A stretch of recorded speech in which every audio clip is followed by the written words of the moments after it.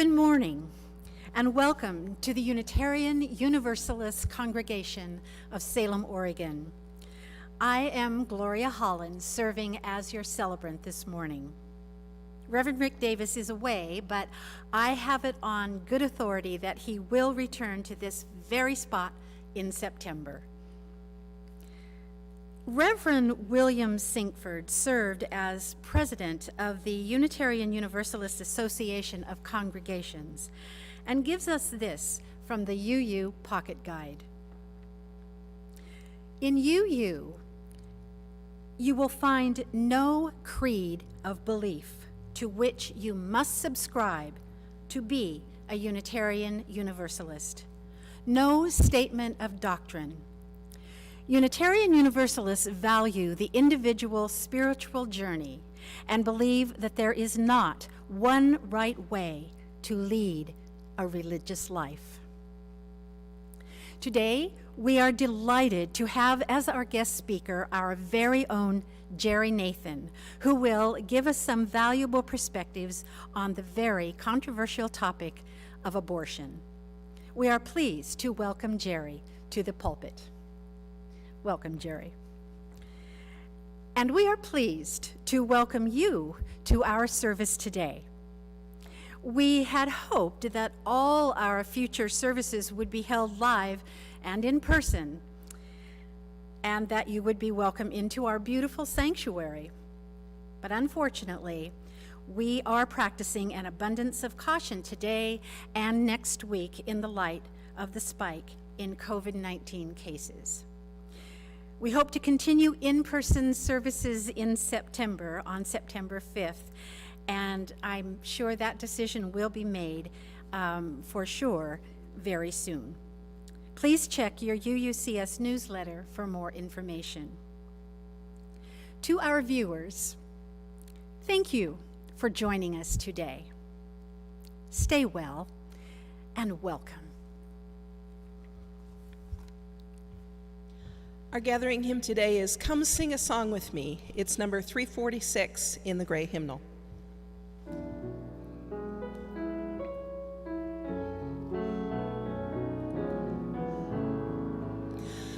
Come sing a song with me. Come sing a song with me. Come sing a song with me, that I might know your mind. And I'll bring you hope when hope is hard to find. And I'll bring a song of love and a rose in the winter time. Come dream a dream with me. Come dream a dream with me. Come dream a dream with me, that I might know your mind. And I'll bring you hope when hope is hard to find. And I'll bring a song of love and a rose in the winter time. Come walk in rain with me. Come walk in rain with me. Come walk in rain with me, that I might know your mind. And I'll bring you hope when hope is hard to find. And I'll bring a song of love and a rose in the winter time. Come share a rose with me. Come share a rose with me. Come share a rose with me, that I might know your mind.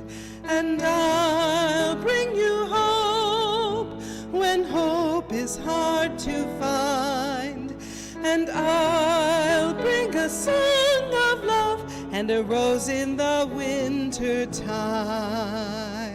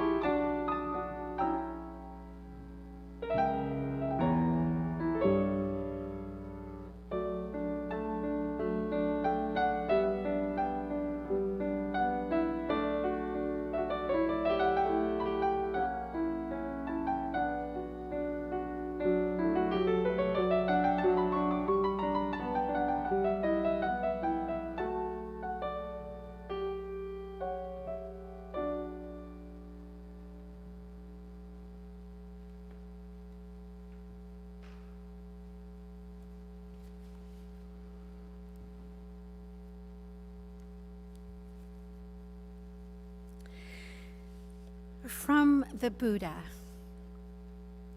Have compassion for all beings, rich and poor alike. Each has their suffering. Please join me in saying our affirmation. Love is our doctrine. Compassion is our way. Here we seek to create a joyful home for free religious exploration. Build a community of caring fellowship. Nurture the hopes and serve the needs of our world. And Jerry's going to help light the chalice. May the light we now kindle inspire us to use our power to heal and not to harm, to help and not to hinder, to bless and not to curse, to serve you, O Spirit of freedom. Each week we light 3 chalices.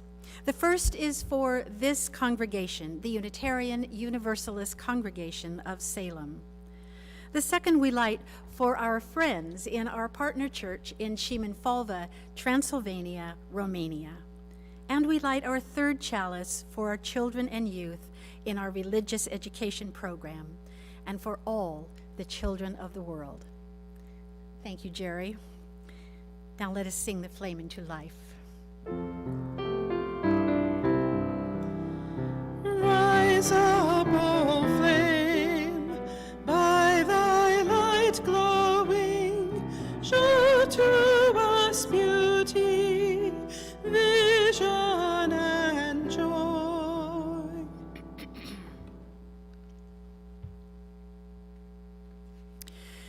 Compassion literally means to suffer together.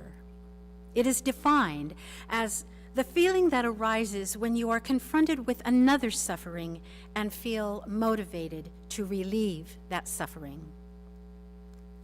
A few years ago, when I was teaching high school, I had a young student who normally sat near the back of the class.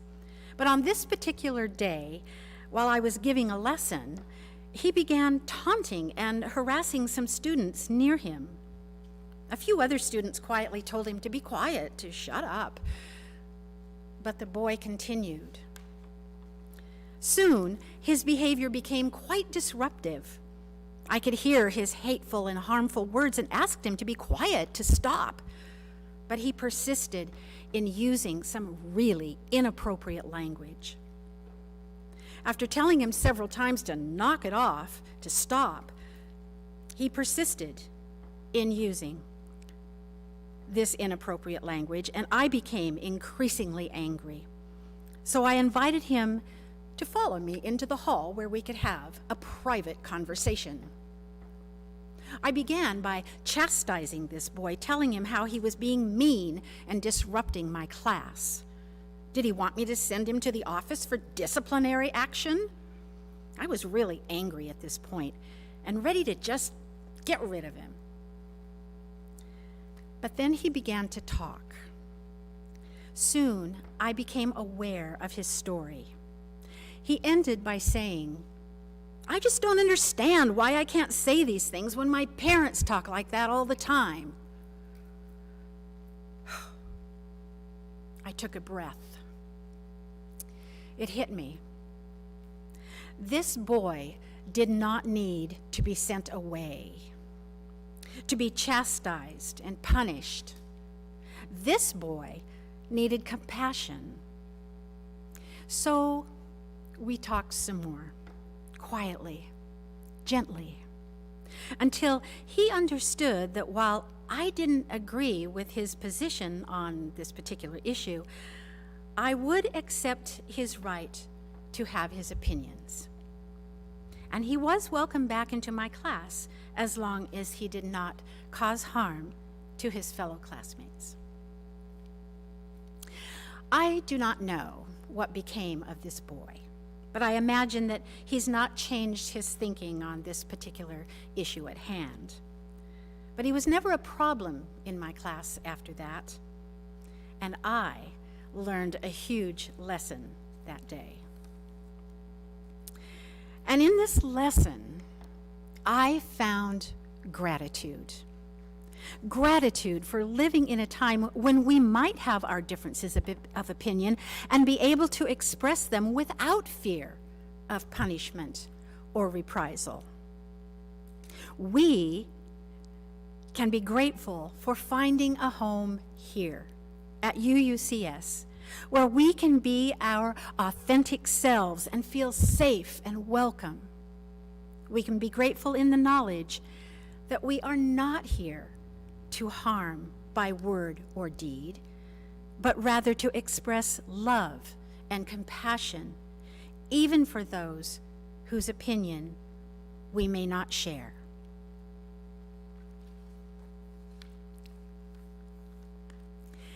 We have two joys from our joys and concerns. Joel Woodman is happy to report that Carolyn is finally on the road to recovery following her back surgery on Monday. She had a major setback on Wednesday with a serious reaction to the prescribed pain medication. She was readmitted to the hospital and will spend some time in rehab following her second hospital release. Keep her in your thoughts and send good vibes for a complete and hasty recovery. Best wishes to you, Carolyn. Mary Bray and her daughter Mandy will be returning to Eureka, California permanently. They, along with the late Jerry Bray, have been valued and beloved members of UUCS for many years. They would love to hear from you. Please go to the UUCS newsletter and check Joys and Concerns to find their contact information. Mandy and Mary tell us that they will miss everyone at UUCS and are grateful for the love and support they have received over the years. They will be missed. You may submit a joy or a concern by going to uusalem.org. Find the link for Joys and Concerns, type yours in, then hit submit, and we will get it.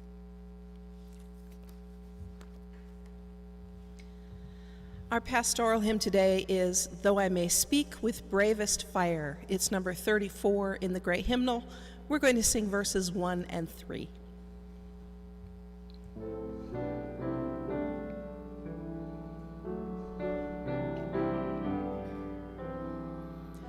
Though I may speak with bravest fire and have the gift to all inspire and have not love, my words are vain as sounding brass and hopeless gain. Come, Spirit, come, our hearts control, our spirits long to be made whole. Let inward love guide every deed. By this we worship and are freed.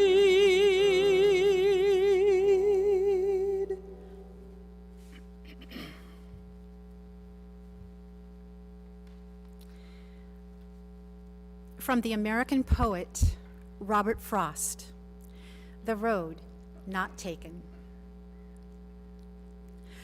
Two roads diverged in a yellow wood, and sorry I could not travel both and be one traveler.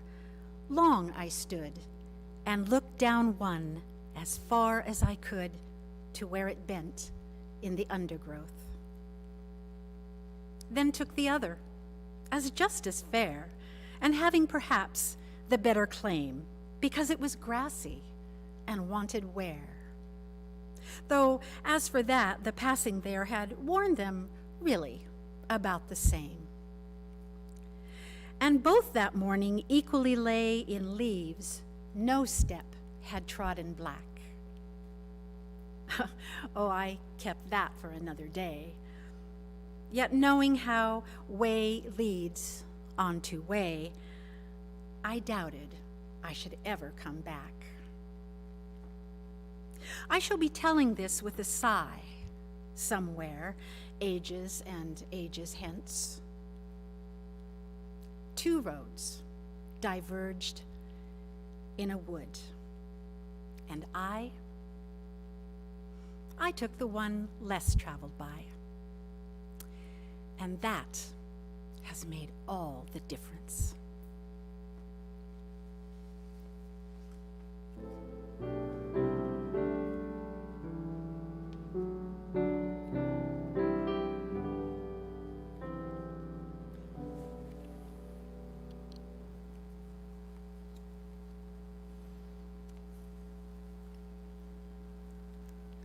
Not having an audience is different than I expected. I depend on an audience to get an idea of how I'm doing, like heads shaking no, or people falling asleep, or how many people get up and leave. Anyway, here goes without an audience. Since I'm sticking my neck out here anyway, I will start with my political bent. I am voter registered as non-affiliated. JFK and John McCain were heroes to me. Tom McCall convinced me to settle in Oregon. I admire Jimmy Carter and Barack Obama. In looking at the future, however, with all this emphasis on perpetual economic growth, I say Democratic leaders don't get it, and Republican leaders get it wrong.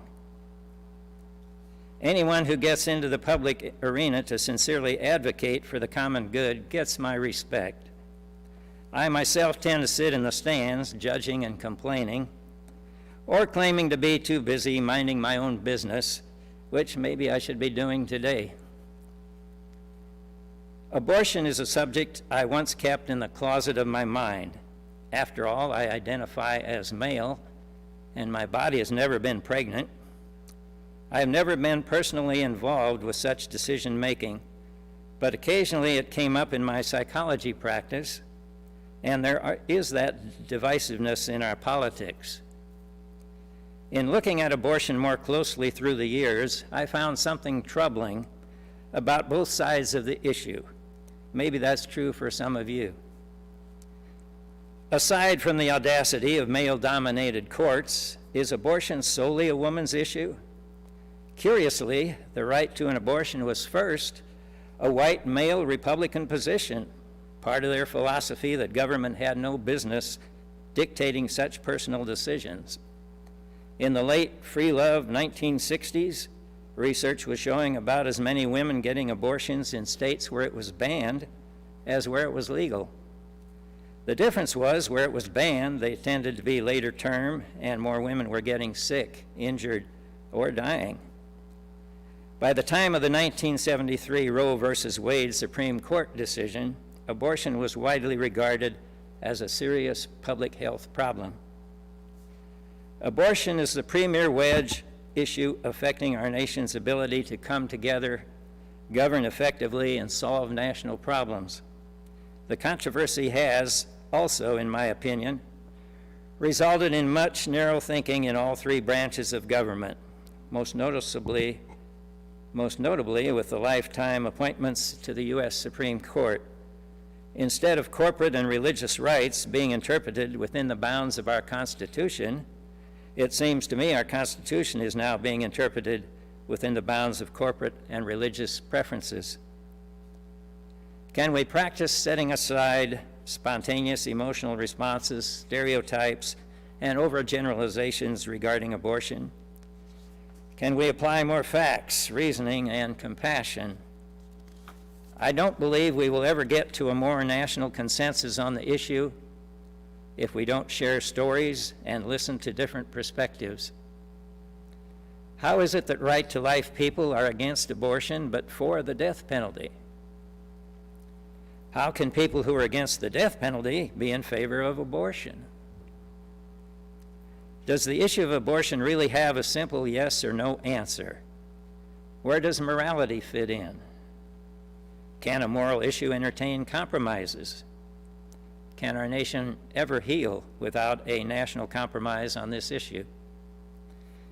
Here is a true story. On New Year's Eve, 1937, in rural Madison County, Nebraska, an 18-year-old virgin woman was raped by her date. Contraception was not used or even available. She became pregnant, which she definitely did not want. She suffered an onslaught of sorrow, shame, guilt, anger, and fear. Abortions were not legal, and she had no idea how to try getting one illegally. 9 months later, this woman gave birth to a son. I am he.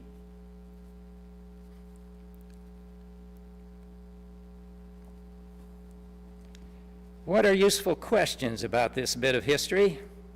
Should I stand here today and adamantly say I had a right to life? I'm certainly grateful for my 82 years. I also have a son and 2 grandchildren carrying my genetics. What would they say? On the other hand, did my mother not have the right to continue the child-free path she was on, especially at the age of 18? She had not been allowed to go to high school and was not socially or psychologically ready for the life changes of having a baby in 1938. At what point did I matter? Am I making myself too important here? Was it best that nature or God made the call? Is anything enlightening to be gained from this story? The authorities were never contacted. The 23-year-old rapist was never arrested or punished. Apparently, he did not exactly perform this act in the threatening or violent manner one might assume. He simply ignored her protests and slowly, physically overpowered her. He also wanted to continue seeing her. When my mother realized she was pregnant, she felt she had no choice but to, quote, do the right thing. 2.5 months after the crime, my mother and my father secretly drove to the next county and got married by a judge. My father later told my mother that when he first saw her, he said to a friend he would marry her someday. I don't know that he intended to get my mother pregnant. I know as his firstborn, I only got his attention for mistakes and misbehavior, and that was mostly with criticism and scolding, and occasional frustrated spanking. I learned early that non-conforming and rebelling were the ways to get attention. My parents did go on to a life of hard work, farming, and eventually owning a family farm. They successfully raised 3 children, counting me. We never saw them drunk or on drugs or slacking off on what had to be done. They kept a roof over our heads, homegrown food on the table, and got us all to church every Sunday morning. They were respected in the community and stayed together until my father's death, 42 years later. I was in my mid-40s when my mother told me the story leading to my birth. It was after my father's passing when I asked why they never celebrated their wedding anniversaries.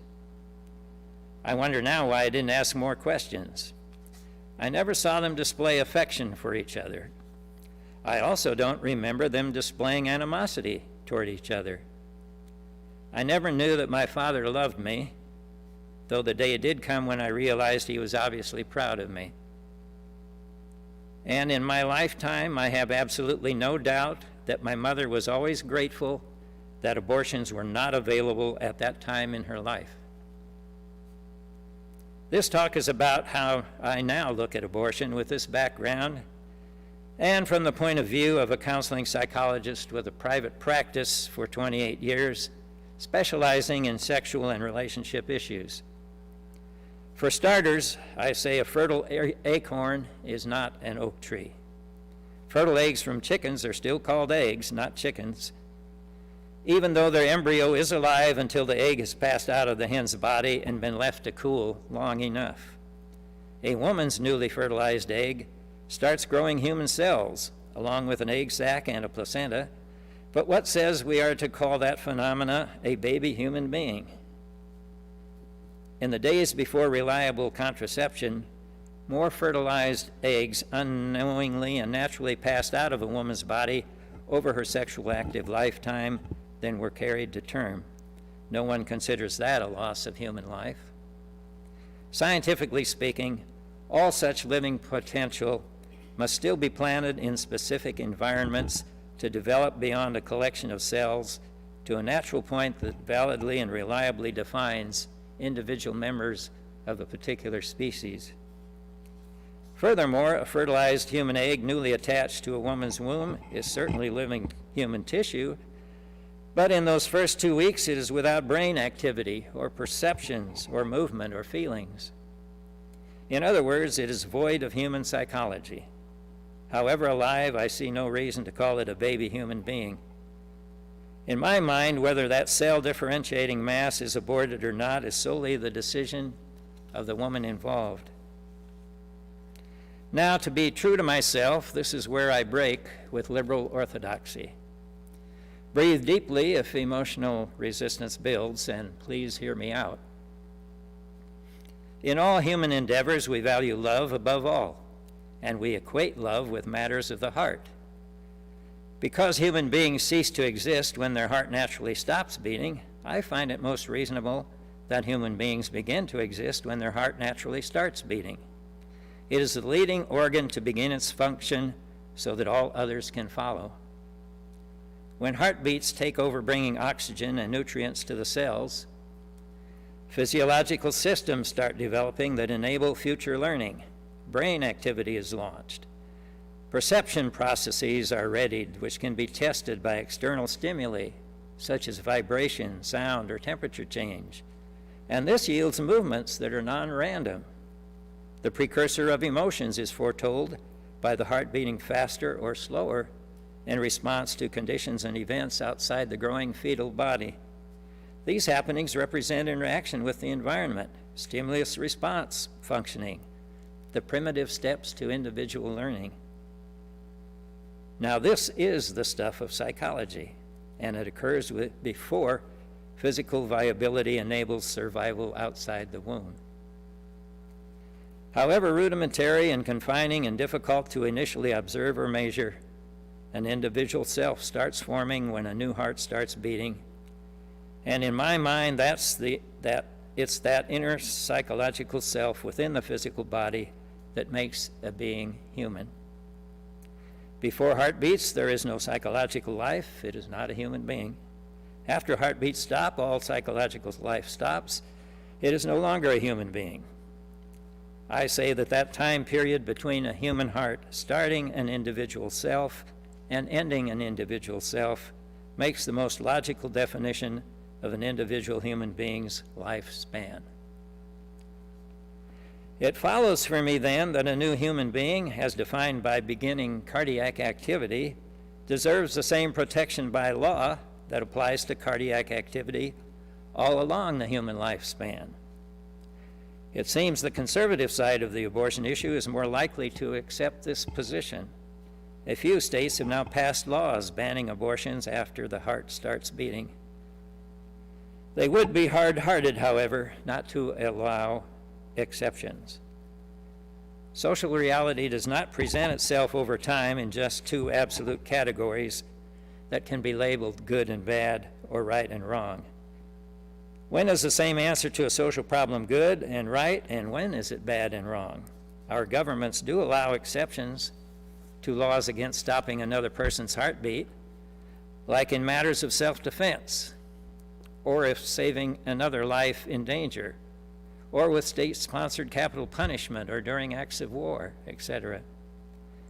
As far as exemptions to state legal protection on the front end of a cardiac-defined human lifespan, if applied science knows that the continuation of a newly beating heart will mean ongoing suffering or death for the mother, or if faulty organ development guarantees a life of unmitigated suffering for the new tiny human being, and induced abortion is the most merciful act of human compassion to be done.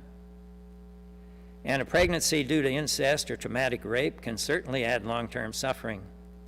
In my mind, these abortion decisions should be between a woman and her doctors, with no undue interference by the state. And from humanity's standpoint, the reasoning is the same all along the years of heartbeats to the other end of a human lifespan.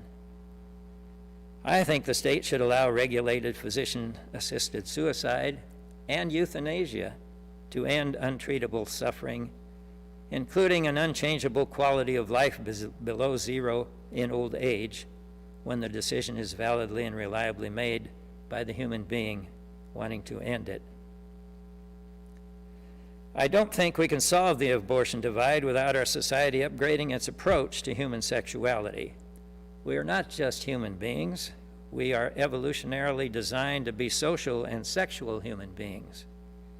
Half of the world's population is of childbearing age, and research has shown up to 1/2 of all pregnancies are unplanned or unwanted. That in itself potentially introduces one whole lot of suffering into the world. Valuing abstinence and delaying gratification are good for practicing willpower, but obviously not very realistic given the statistics. And withholding affection is not a healthy form of birth control between married couples. Anti-abortion activists could prevent most of the abortions they want to ban by joining in the support of science-backed sex education and available contraception to all people. No freedom can stand free of responsibilities. Age-appropriate ongoing sex education from elementary school on up can have both sexes learning to make better decisions regarding sexual outcomes. A common situation with unwanted pregnancies has been women not recognizing that they were pregnant before cardiac activity. A woman can now simply prevent herself from discovering an unwanted beating heart surprise in her uterus by just taking morning after pills within 3 days after failed contraception or after unplanned sexual passion. In the U.S., there are many such brands for sale over the counter with no prescription or user information required. This is not abortion. This is preventing pregnancy. The fertilized egg will still be in a fallopian tube and not yet attached to the uterine lining. This should be followed up with regular contraception and not used more than once per menstrual cycle. I assume it is easier for a woman to go to a pharmacy counter for morning after pills than to go to a physician for an abortion. I assume men would be willing to keep some on hand as well. I also assume they are easier to carry on one's person than a cell phone. There are also medicated abortion pills available by prescription to take within the first 2 weeks after implantation in the uterus. This would be before a pregnancy develops a beating heart, which begins 18 to 24 days after fertilization, or 5 to 6 weeks after the first day of last menstruation. I also think adoption without secrecy or stigma should be an option if there is an outside change in a woman's circumstances during a cardiac advanced pregnancy that affects her ability or desire to care for a baby. The question is, what's best for the new baby human being? Compromises are about opposing sides mutually giving up something in order to get something still better than the status quo. By early next year, the U.S. Supreme Court will issue what is predicted to be a partial reversal of the constitutionality of abortions. This would let cardiac banning of abortion stand in states that have newly passed such legislation. I'd like to see this as an opportunity for building a national compromise on this nation-debilitating issue. People will continue to have strong opinions on both sides, but in terms of legality, this new ruling could represent middle ground. A general heartbeat abortion ban is a stop sign that everyone can recognize for legal purposes, whereas viability is a moving target. For example, viability is not very meaningful when mothers can't afford can't afford adequate prenatal care, or not very meaningful to premature babies in incubators. My big fear, however, is that many states will then be able to also reverse or limit the right and the need for science-based sex education, as well as modern contraception, anti-pregnancy pills, pre-cardiac abortions, or post-cardiac exceptions. This could also close more reproductive health clinics serving women of lesser financial means. A complete sex education will include the overpopulated status of our planet and how that affects beating hearts. Earth and its life-supporting resources are finite. We have already overshot the ecological and social carrying capacities of most habitats. The quest for ever greater power to outcompete is getting increasingly addictive, outrageous, and dangerous. In my opinion, every nation should have followed China's one-child rule in 1980, albeit with an improved version. China's big failing was not providing complete and universal sex education and contraception technology, and then relying heavily on voluntary, coerced, and forced abortions, especially of girls in favor of boys. Nevertheless, couples could have a second child if their first was too handicapped to work. Farmers were allowed a second child if their first was a daughter. Minorities were also permitted a second child. This did buy themselves some time of reduced population pressure on needed resources and services in growing urban areas, much as we have today in the U.S. Current Chinese leadership wants couples to have 3 children to better support old people and drive more capitalism. Unfortunately, money is better than weapons for sorting out who gets what when there isn't enough to go around.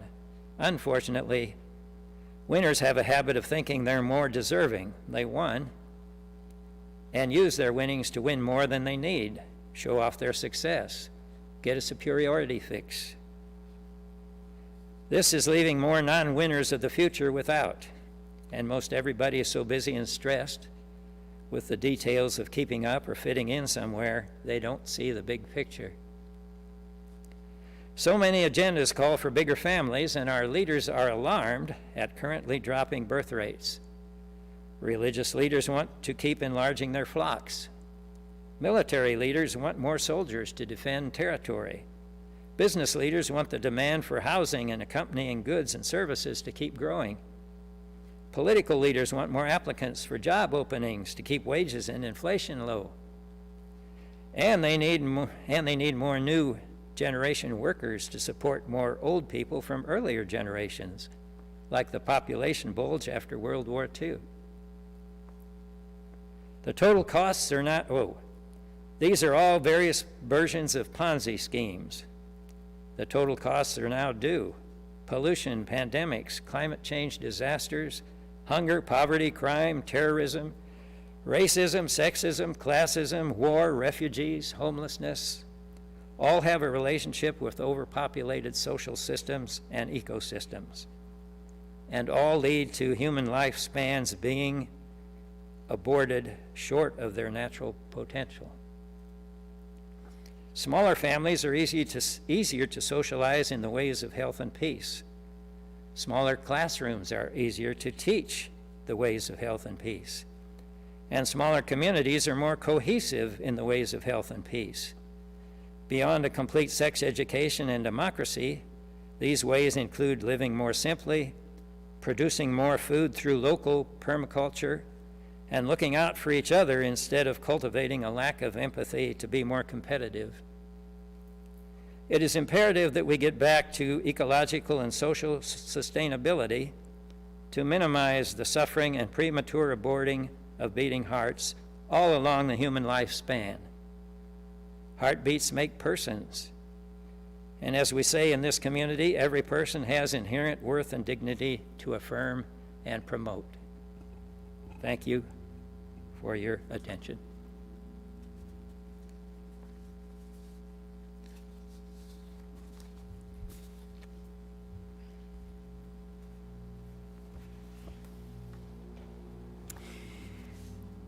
Well, Jerry has certainly given us a great deal to talk about. Thank you, Jerry. Thank you very much. UUCS graciously and thankfully receives your offerings each week to maintain our staff, our facilities, and our mission. Donations of food and money to Marion Pope Food Share are also welcome. Our Share the Plate recipient for August is Latinos Unidos Siempre, or LUS. They're making it easy for me, LUS, L-U-S. LUS empowers youth through leadership development and grassroots organizing while fighting against institutional oppression. Since its inception in 1996 by a group of Salem Latinx youth, this group has worked around issues of immigration rights and economic, environmental, and racial justice. The mission of LUS is ultimately for every youth who comes to their program to feel empowered and capable of being a leader in their community. You may contribute your offering and your donation to Latinos Unidos Siempre by going online to uusalem.org. We thank you for your kind generosity.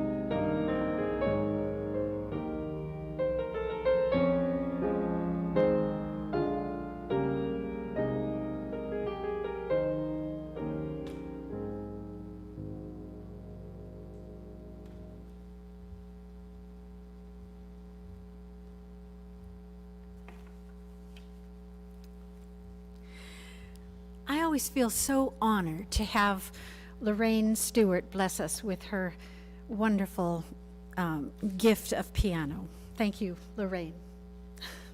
Thank you. She turned around. I'm talking about you. Members of UUCS extend support, caring, and kindness to the wider community in many ways. Each week, we light a social justice candle to remind us of this ministry. And Jerry is going to help us light the social justice candle. It's so fitting after his talk today.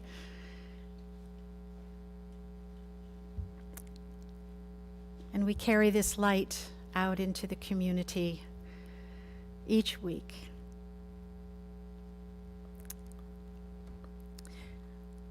I think he's having a little trouble. We often have trouble lighting the social justice candle, and maybe that's fitting in this current time of ours, but there it goes. We shall move forward. Thank you, Jerry.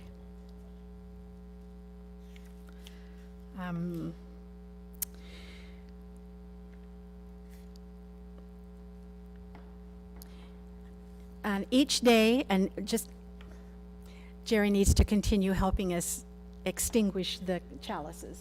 There we go. Each day brings struggle. Every day brings joy. Every day brings us the opportunity to ease the struggle of another, to be the joy in another's life. May these flames we now extinguish remind us to carry our light to each other and to the world. There we go. Thank you. Good job. Please bear with me today. We have a number of announcements. They're very important, but they're a little long, so bear with me. Our UU Board Chair, Christine Ertl, shares this information with us. The highest priority for the UUCS reopening team is the safety of our members. Because of this, and because the local data shows a continuation in a spike of daily COVID-19 rates and high test positivity, the team has decided to close our building for in-person services and all building use.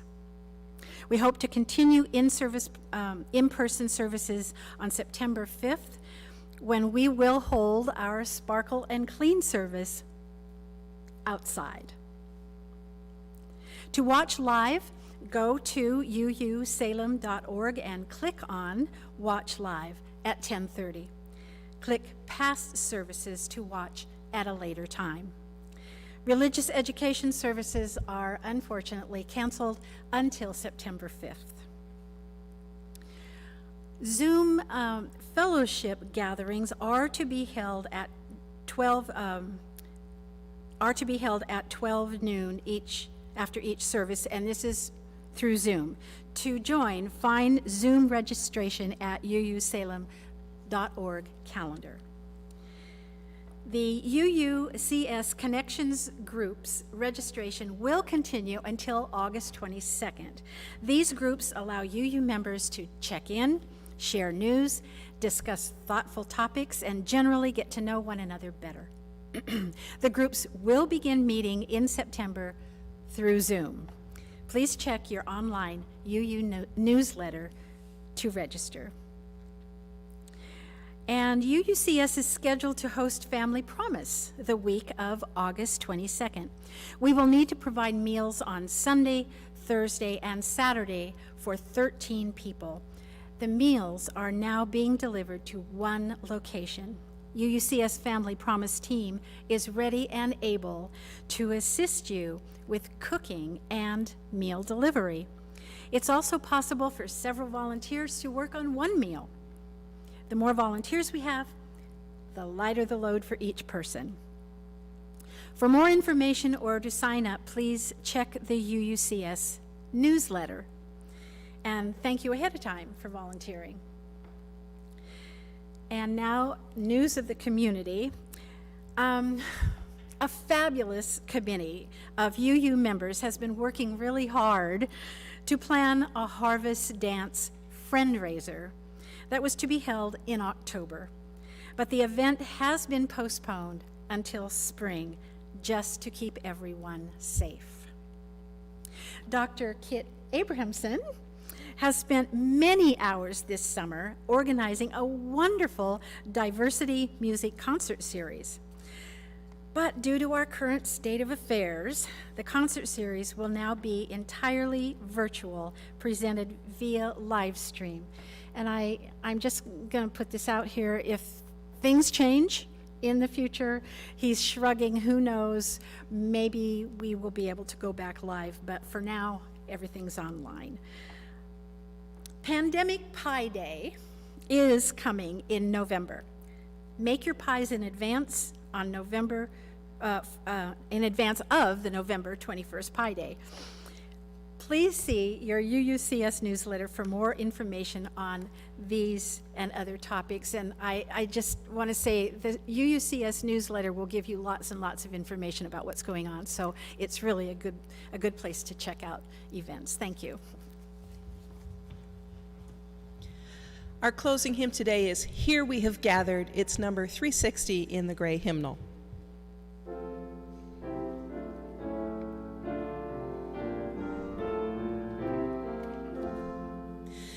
Here we have gathered side by side, circle of kinship, come and one step inside. May all who seek here find a kindly word.